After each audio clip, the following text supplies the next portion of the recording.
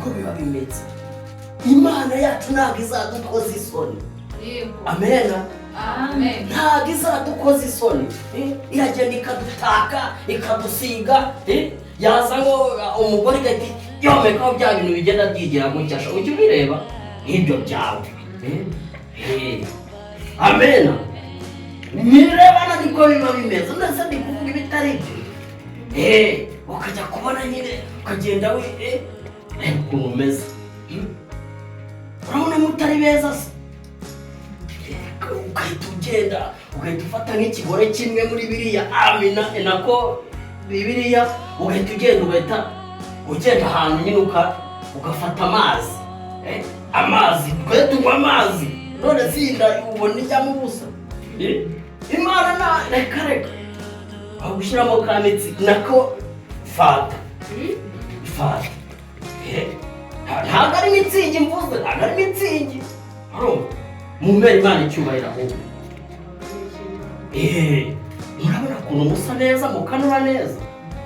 Muri abagore b'ibishongore rwose mumeze neza. Amen. Haleluya. Amen. Kuko mbona mutishimira. Ubwo ni murebe ko mumuteye.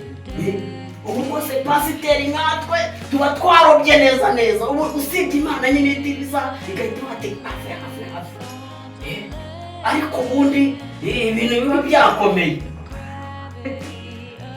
Niseka muri Imana icyubahiro mwishidikanya. Amen. Amen.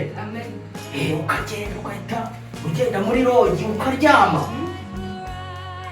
Muri rogi ukaryama.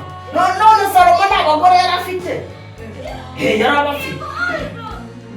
Yari abafite benshi. Imana yabimwemereraga ndetse ko nyine ariko natwe ntabwo wakwiraza. Mada ubu naba ndayiwauka ntundaza. Icyo nacyo ni icyaha. Ahubwo nimba warabikoze mujye musaba Imana imbabazi. Amen. Primus nako buriya reka mubwire. Urumva Imana ntabwo itagira jya yarampamagaye urabona ukuntu ungana. Ntabwo ari inzoga ndi kubumva Imana mukanya basengera. No basengera cyangwa banze se. Reka banze se. Mana yacu turagushimira turaguhimbaza. Rwose aba bagore ubaha umutekano ubaha ubwenge kandi urumva Mana ndakwingize rwose ubahe byose. Dore warabatatse bagira beza basanze harimo wanyemereye inka rwose muri aba bose ibibanza barabifite rwose. Ariko ko mwikoma mwindogoya niba murandogoya kandi Imana ntabwo ibikunda. Mupfukame basenge mwe mutangiye kunoresha cyane. Ndarakaye reka banze n'ikirano Imana dore murantumye.